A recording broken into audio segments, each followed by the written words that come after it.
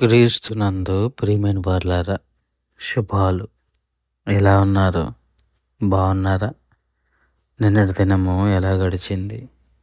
ప్రభువుకు మహిమకరంగా జీవించారా? జీవించినట్లయితే ఆయనకు స్తుతులు. లేని ఎడల ఆయన మనల్ని క్షమించునుగాక. నేటి దిన ధ్యానాంశము యెషయా గ్రంథము 29వ అధ్యాయము 15వ వచనం. యెషయా గ్రంథము 29వ అధ్యాయము 15వ వచనం. తమ ఆలోచనలు యెహోవాకు కనబడకుండా లోలోపల వాటిని మరుగు చేయజూచు వారికి శ్రమ. మమ్మునెవరు చూచెదరు, మా పని ఎవరికి తెలియను అనుకుని చీకటిలో తమ క్రియలను జరిగించు వారికి శ్రమ. దేవుని వాక్యాన్ని మన వెనికిల్లో దీవించి ఆశీర్వదించునుగాక. చదవబడిన లేఖన భాగంలో 2 చోట్ల శ్రమ శ్రమ అని రాయబడి ఉంది. ఇక్కడ శ్రమ దేవుని వలన కలుగుతుంది అని అనుకోకూడదు. కొన్నిసార్లు శ్రమ దేవుని వలన వచ్చిన కొన్ని శ్రమలు మనము స్వయంకృత అపరాధం వలన తెచ్చుకునే శ్రమలు.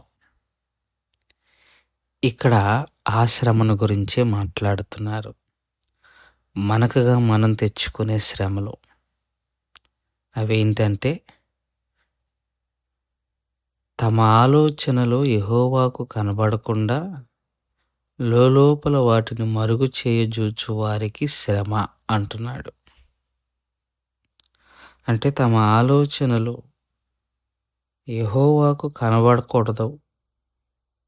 అసలు అలా అనుకుంటామండి? అసలు అలా జరుగుతుందా? మన ఆలోచనలు యెహోవాకు తెలియవా? ఎందుకు తెలియవు?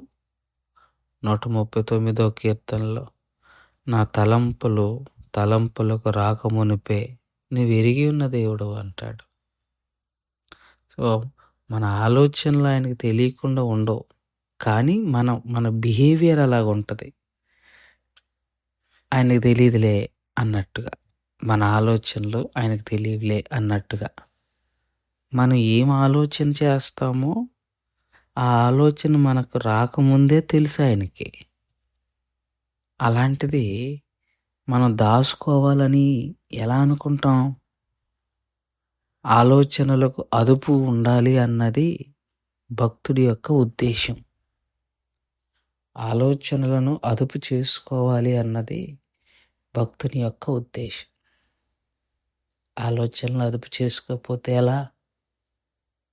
హృదయ రహస్యములన్నీ ఎరిగిన దేవుడు వాటిని అదుపు చేయకుండా మనకు నచ్చినట్టుగా ఆలోచనలు చేసేస్తూ వాటిని అనుసరించే ప్రయత్నం చేస్తే వారందరికీ ఖచ్చితంగా శ్రమే. అందులో ఎలాంటి సందేహం లేదు.